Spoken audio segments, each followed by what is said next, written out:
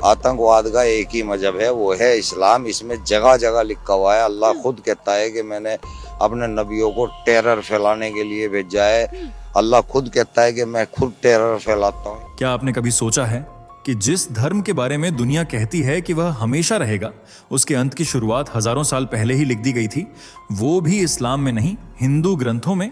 हाँ, ये सुनकर दिमाग रुक जाता है, क्योंकि हम में से ज्यादातर लोगों ने कभी कल्पना भी नहीं की कि भविष्य पुराण, गीता और प्राचीन आर्ष मुनियों ने उस धर्म का उल्लेख किया है जिसका जन्म तब होने वाला था जब मक्का मदीना का नाम भी धूल में लिखा नहीं गया था। आज का वीडियो किसी धर्म को नीचा दिखाने के लिए नहीं है, बल्कि उन भविष्यवाणियों को समझने के लिए है जिनके बारे में आज तक आपको आधा सच बताया गया। कल्पना कीजिए, एक शांत आश्रम, अग्नि प्रज्वलित है, आर्षे ध्यान मग्न है और उनकी आंखों में समय के पार की एक तस्वीर उभरती है। रेगिस्तान, तलवारें, रक्त, विवाद और फिर एक ऐसा मौन जिसमें एक पूरे मत के अंत की प्रतिध्वनि सुनाई देती है। यह दृश्य सिर्फ कहानी नहीं, ग्रंथों में दर्ज एक चेतावनी है। और अब सबसे बड़ा सवाल, क्या वाकई इस्लाम का उदय और उसका अंत दोनों सनातन ग्रंथों में लिखे गए हैं? अगर हाँ, तो इसे हजारों वर्षों तक छुपाया क्यों गया? और क्यों आज 21वीं सदी में वे संकेत एक एक करके सच होते जा रहे हैं? मैं आपको अभी शब्दशः प्रमाण नहीं दूंगा, क्योंकि असली झटका तब लगेगा जब आप पूरी कहानी सुनेंगे। मैं सिर्फ इतना वादा करता हूं कि अगर आप यह वीडियो अंत तक देख गए तो आपकी सोच की पूरी संरचना बदल जाएगी। अब गहरी सांस लीजिए, क्योंकि जो खुलासा होने वाला है वह सामान्य लोगों के लिए नहीं, सच को सहने की शक्ति रखने वालों के लिए है। चलिए दोस्तों, जरा जल्दी से कमेंट करके बताइए ये वीडियो आपको कैसे मिला। क्या आपने इसे खुद सर्च किया था या ये अचानक आपकी स्क्रीन पर आ गया और आपने क्लिक कर दिया? सच सच बताइए, क्योंकि हमें भी जानना है कि आखिर YouTube आज हमारे सनातन धर्म की ये आवाज आप तक कैसे पहुंचा रहा है। और हाँ, अगर आप सच में एक सच्चे हिंदू हैं तो अभी के अभी चैनल को सब्सक्राइब कर लीजिए, ताकि आने वाली हर एक वीडियो सबसे पहले आपको मिले। वीडियो को लाइक करना मत भूलना, ताकि दुनिया को दिखाया जा सके कि सनातन की शक्ति अभी जिंदा है। तो चलिए बिना वक्त गंवाए बढ़ते हैं वीडियो में आगे। क्या आपने कभी सोचा है कि हजारों साल पहले जब इस्लाम का नामो निशान भी नहीं था, तब हिंदू ऋषियों ने पहले ही उस धर्म के उदय और अंत की भविष्यवाणी कर दी थी? हाँ, ये कोई कल्पना नहीं, एक ऐसी बात है जिसे जानकर आपके रोंगटे खड़े हो सकते हैं। भविष्य पुराण, श्रीमद् भगवद गीता और अन्य सनातन ग्रंथों में ऐसे संकेत छिपे हुए हैं जो साफ साफ बताते हैं एक ऐसा धर्म आएगा जो रेगिस्तान से निकलेगा, जो तलवार के बल पर फैलेगा और अंत में खुद अपनी ही भविष्यवाणियों के कारण बिखर जाएगा। अब सवाल उठता है, क्या ये महज प्रतीक हैं या फिर समय की परतों में छुपी कोई सच्चाई? इतिहास हमें हमेशा कहानियां देता है, लेकिन धर्मों की कहानियां भविष्य की चेतावनी होती हैं। और जब एक धर्म जो आज दुनिया के सबसे बड़े मतों में गिना जाता है, उसके पतन की तस्वीर पहले से ही लिख दी गई हो, तो यह सिर्फ एक धार्मिक मुद्दा नहीं रह जाता, यह सभ्यता, चेतना और अस्तित्व का सवाल बन जाता है। इस वीडियो में हम खुलासा करेंगे उन ग्रंथों का जिनकी भाषा को अब तक सिर्फ साधु संतों ने पढ़ा, लेकिन अब हर कोई सुनेगा। हम दिखाएंगे वो श्लोक जो न केवल समय को चीरकर भविष्य देखते हैं, बल्कि आज के हालात पर हूबहू बैठते हैं। आइए अब परत दर परत उस सत्य को खोला जाए, जिसे जानना सिर्फ धर्म का नहीं बल्कि आत्मबोध का विषय है। अब बात करते हैं उस ग्रंथ की जिसे जानकर आप चौंक जाएंगे, भविष्य पुराण। यह केवल एक पुराण नहीं, बल्कि सनातन संस्कृति की भविष्यदर्शी दृष्टि है, जिसमें आने वाले युगों की घटनाएं पहले ही दर्ज हैं। और इनमें सबसे चौंकाने वाला हिस्सा है एक ऐसे धर्म का वर्णन जो अरब के रेगिस्तान से जन्म लेता है। श्लोक 1, तस्मात् मरुस्थले जुम्मुर्मरे जातो मोहम्मद नाम धारका। भविष्य पुराण खंड 3 अध्याय 3। साफ साफ कहें तो ये इशारा करता है तब एक व्यक्ति मरुस्थल में जन्म लेगा जिसका नाम मोहम्मद होगा। साफ साफ कहें तो ये इशारा करता है, ये वर्णन है उस ऐतिहासिक चरित्र का जो इस्लाम के संस्थापक माने जाते हैं। मरुस्थल सीधे तौर पर मक्का मदीना क्षेत्र की ओर इशारा करता है और नाम भी स्पष्ट रूप से उल्लेखित है, मोहम्मद। क्या यह मात्र संयोग है? श्लोक 2, न तस्य शिखा भविष्यति मूंछश्च न भविष्यति लिंगच्छेदम करिष्यति पैशाच धर्मस्य प्रचारकः। साफ साफ कहें तो ये इशारा करता है उसके सिर पर छोटी नहीं होगी, मूंछें नहीं होंगी, वह लिंग छेदन सुन्नत का प्रचार करेगा और पैशाच धर्म का संस्थापक होगा। साफ साफ कहें तो ये इशारा करता है, ये वर्णन चौंकाने वाला है। इस्लामिक परंपराओं में न छोटी होती है न मूंछें। सुन्नत एक आवश्यक धार्मिक कर्तव्य मानी जाती है और पैशाच धर्म, यह शब्द किसी ऐसे मत के लिए प्रयुक्त होता है जो हिंसा, आक्रमण और रक्तपात को धर्म का अंग बना दे। श्लोक 3, गोवधम करिष्यन्ति देव पूजा निषेधयिष्यन्ति। स्त्रीणाम पतिव्रतम नाशयिष्यन्ति मूर्ति निंदाम करिष्यन्ति। साफ साफ कहें तो ये इशारा करता है वे गौवध करेंगे, देवताओं की पूजा को निषिद्ध मानेंगे, स्त्रियों के पतिव्रत धर्म को नष्ट करेंगे और मूर्तियों की निंदा करेंगे। यहाँ उस धर्म की सामाजिक और धार्मिक प्रवृत्तियों को दर्शाया गया है। इस्लाम में मूर्ति पूजा निषिद्ध है, गाय की बलि दी जाती है और पर्दा प्रथा व स्त्रियों के अधिकारों को लेकर लगातार विवाद चलता रहा है। यह श्लोक मानो आज की घटनाओं का सीधा विवरण देता है। श्लोक 4, असद धर्मो दीर्घकालम स्थायी स्यात् परम पश्चात स्वदेशे एव लयम गमिष्यति। साफ साफ कहें तो ये इशारा करता है वह धर्म एक समय तक प्रबल रहेगा, लेकिन अंततः अपने ही देश तक सिमट जाएगा और वहीं समाप्त हो जाएगा। यह श्लोक इस्लाम के पतन की भविष्यवाणी करता प्रतीत होता है कि कैसे एक समय पर वह विश्व भर में फैलेगा, लेकिन अंततः अपने मूल स्थान तक सीमित होकर समाप्त हो जाएगा। क्या यह सब सिर्फ प्रतीक हैं, या फिर राशियों ने वास्तव में समय के परे जाकर एक ऐसी घटना देख ली थी जो आज साकार हो रही है? अब बढ़ते हैं अगले अध्याय की ओर। इस्लाम के उदय और अंत की पूरी कहानी उसी भविष्य पुराण की आंखों से। भविष्य पुराण में सिर्फ इस्लाम के संस्थापक का उल्लेख नहीं है, बल्कि उस पूरे क्रम का चित्रण है। कैसे यह धर्म जन्म लेगा, कैसे तलवार उठाएगा और फिर कैसे स्वयं के भीतर फूटकर बिखर जाएगा। अगर अब तक की बातें आपके मन में हलचल पैदा कर रही हैं, तो एक छोटा सा काम जरूर करें। इस वीडियो को अभी लाइक कर दें और कम से कम 10 लोगों तक शेयर करें, क्योंकि अभी जो आगे आने वाला है वो सच को और भी गहराई से खोलने वाला है। श्लोक उल्लेख, शूलधारी धर्म उत्पत्स्यति रक्त सेचनम धर्मम मन्यते कालांतरे स एव धर्मः स्वकर्म दोषये क्षय मापनोति। साफ साफ कहें तो ये इशारा करता है एक धर्म उत्पन्न होगा जो शस्त्रधारी होगा और रक्तपात को ही धर्म समझेगा। कालांतर में वह धर्म अपने ही कर्मों के कारण विनाश को प्राप्त होगा।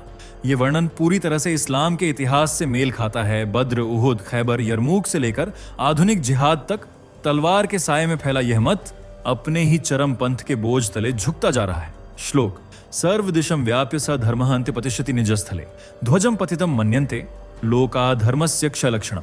साफ साफ कहें तो यह इशारा करता है वह धर्म चारों दिशाओं में फैलेगा, लेकिन अंततः अपने ही स्थान में सिमट जाएगा और उसका झंडा गिरना धर्म के क्षय का संकेत माना जाएगा। यह झंडा गिरने का प्रतीकात्मक वाक्य इस्लामिक देशों में आज चल रहे सत्ता संघर्ष, तख्ता पलट और धार्मिक अस्थिरता को दर्शाता है। अफगानिस्तान में तालिबान, ईरान में इस्लामी विरोध, सीरिया और यमन में गृह युद्ध, ये सब क्या इसी क्षय के संकेत नहीं?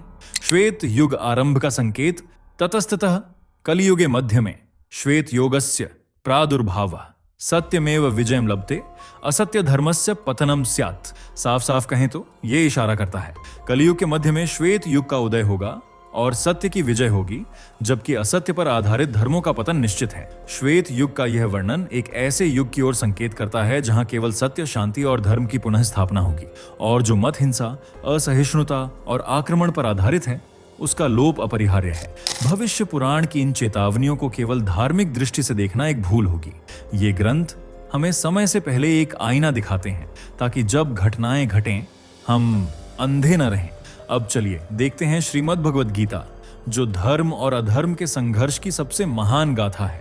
जब धर्म और अधर्म के बीच की रेखाएं धुंधली पड़ जाती हैं, तब केवल एक ग्रंथ हमारे भीतर फिर से चेतना जगाता है, श्रीमद् भगवद गीता।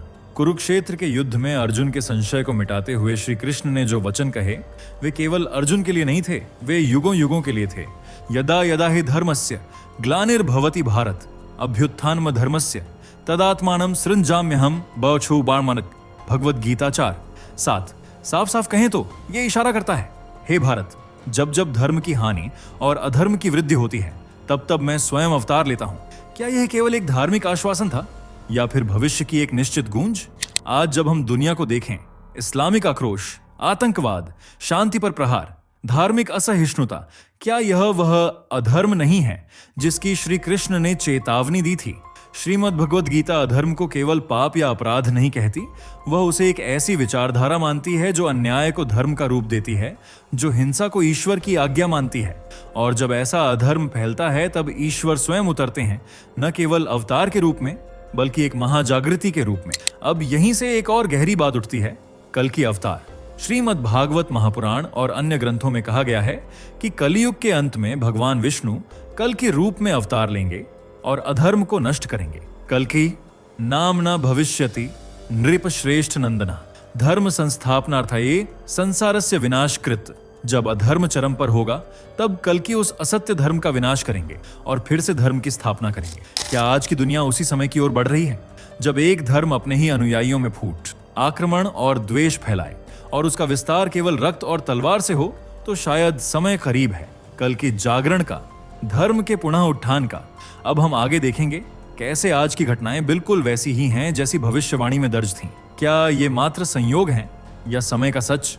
अब हम उन भविष्यवाणियों से हटकर आज की धरती पर कदम रखते हैं और पूछते हैं, क्या जो भविष्य पुराण और गीता ने चेताया था वही आज साकार हो रहा है? अफगानिस्तान, जहां तालिबान की क्रूर सत्ता है, वहां महिलाएं शिक्षा से वंचित हैं। धर्म के नाम पर मौत की सजा दी जाती है और कट्टरता का आतंक हर कोने में फैला है। सीरिया और इराक, जहां इस्लामिक स्टेट, ISIS जैसे आतंकी संगठन न सिर्फ हजारों की जान ले चुके हैं बल्कि दुनिया भर में दहशत का प्रतीक बन चुके हैं। पाकिस्तान, जो कभी इस्लामी गणराज्य के नाम पर बना था, आज अंदरूनी संघर्ष, धार्मिक उन्माद और आर्थिक तबाही का शिकार है। ईरान, जहां शिया शासन के खिलाफ जनता की क्रांति खड़ी हो चुकी है, महिलाएं हिजाब के विरोध में सड़कों पर उतर रही हैं। इन सब में एक बात समान है, मुस्लिम समाज का अंदर से टूटना। क्या ये वही संकेत नहीं है जो भविष्य पुराण ने दिए थे? ध्वजम पतितम मन्यन्ते लोका धर्मस्य क्षय लक्षणम। जब धर्म का झंडा गिरेगा तब समझो उसका अंत समीप है। और अब बात करते हैं यूरोप और पश्चिमी देशों की, जहां एक नई आवाज उठ रही है, एक्स मुस्लिम मूवमेंट। हजारों युवा मुस्लिम जो अब खुद को उस धर्म से अलग कर रहे हैं जिसमें उन्हें दबाव, डर और हिंसा के सिवा कुछ नहीं मिला। वे कह रहे हैं, हम अब आजाद हैं। यूट्यूब, रेडिट, ट्विटर पर एक्स मुस्लिम क्रिएटर्स खुलेआम कुरान और हदीस की आलोचना कर रहे हैं। क्या यह बिल में लौटते सांप की शुरुआत नहीं है? जब एक धर्म के अनुयायी ही उसका साथ छोड़ने लगे, जब उसकी शिक्षाएं कट्टरता बन जाएं, जब उसका इतिहास वर्तमान को खा जाए, तो समझिए वो भविष्यवाणी अब कल्पना नहीं रही। और अब हम उस मोड़ पर पहुंच चुके हैं जहां भविष्य और वर्तमान एक हो चुके हैं। आइए अब हम मिलाते हैं इस्लामिक हदीस और हिंदू पुराणों की भविष्यवाणियों को, जो एक ही चित्र दिखाते हैं, अंत। कभी आपने सोचा है, दो अलग अलग धर्मों की भविष्यवाणियां जो हजारों किलोमीटर दूर अलग सभ्यताओं में लिखी गईं, क्या वे एक ही चेतावनी दे सकती हैं? सही बुखारी, इस्लाम का सबसे विश्वसनीय हदीस संग्रह, उसमें अब्बू हुरैरा से एक उल्लेख है, इस्लाम धीरे धीरे सिमटता जाएगा और अंत में दो मस्जिदों के बीच, मक्का और मदीना तक सीमित रह जाएगा, जैसे कोई सांप अपने बिल में लौटता है। सही बुखारी, जिल्द 3, किताब 31, हदीस 1267। अब इस हदीस को मिलाइए भविष्य पुराण के उस श्लोक से जिसमें कहा गया, सधर्मो दीर्घकालम स्थायी स्यात् परम पश्चात स्वदेशे एव लयम गमिष्यति। वह धर्म दीर्घकाल तक फैलेगा लेकिन अंततः अपने ही स्थान में सिमट कर समाप्त हो जाएगा। दोनों भविष्यवाणियां, अलग काल, अलग ग्रंथ, अलग संदर्भ, लेकिन संदेश एक ही। एक धर्म जो फैलेगा, फिर सिकुड़ेगा और अंततः अपने ही उद्गम में विलीन हो जाएगा। सांप अपने बिल में लौटता है, यह सिर्फ प्रतीक नहीं, यह आध्यात्मिक भाषा है, एक ऐसी छवि जो दर्शाती है कि धर्म का स्वरूप तब सिमटता है जब उसका उद्देश्य खो जाता है। इस्लाम के भीतर जो भ्रम, विखंडन और मोह भंग आज दिख रहा है, वह केवल हदीस की नहीं, सनातन की भविष्यवाणी की भी पुष्टि है।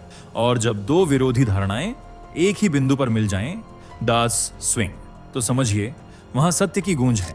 अब आइए अंतिम पड़ाव पर चलते हैं जहां सवाल उठता है, क्या हम चेतेंगे या इतिहास फिर खुद को दोहराएगा? हमारे आर्षियों ने चेताया था, उन्होंने वो सब लिखा जो आज हमारी आंखों के सामने घट रहा है। उन्होंने बताया कि कैसे एक धर्म तलवार के बल पर उठेगा और फिर अपने ही कर्मों से मिट जाएगा। आज जब हम अफगानिस्तान, ईरान, पाकिस्तान और अरब देशों की हालत देखते हैं, जब हम हदीसों में सांप के बिल में लौटने की बात पढ़ते हैं, जब हम भविष्य पुराण में झंडा गिरने की चेतावनी सुनते हैं, तो क्या अब भी हम ये कहेंगे कि ये महज संयोग है? नहीं, ये संयोग नहीं, ये संकेत है। संकेत इस बात के कि समय अब निर्णायक मोड़ पर है। सनातन की भूमि पर जन्मे ग्रंथों ने न केवल समय को देखा, बल्कि उसे शब्दों में बांधा। आज वही शब्द ध्वनि बन चुके हैं। और अब सवाल सिर्फ किसी एक धर्म का नहीं, सवाल है, क्या हम अब भी आंखें मूंदे रहेंगे? आपका एक कमेंट बता सकता है कि आप इस जागृति का हिस्सा हैं या नहीं। एक लाइक ये दिखा सकता है कि आप चाहते हैं ये सत्य हर कोने तक पहुंचे। और हाँ, ये अंत नहीं। अगली कड़ी में हम जानेंगे कल की अवतार कब आएगा और कैसे वो अधर्म का संहार करेगा। अब फैसला आपका है, क्या आप उस सत्य के साथ खड़े होंगे जो ग्रंथों में छुपाया गया, या इतिहास को फिर से अपनी आंखों के सामने दोहराता देखेंगे? दोस्तों, आपके स्क्रीन पर दो और वीडियो दिख रही हैं, जिसे देखने के लिए आप स्क्रीन पर क्लिक करें। दोनों देखिएगा, बहुत अच्छी वीडियो बनी है।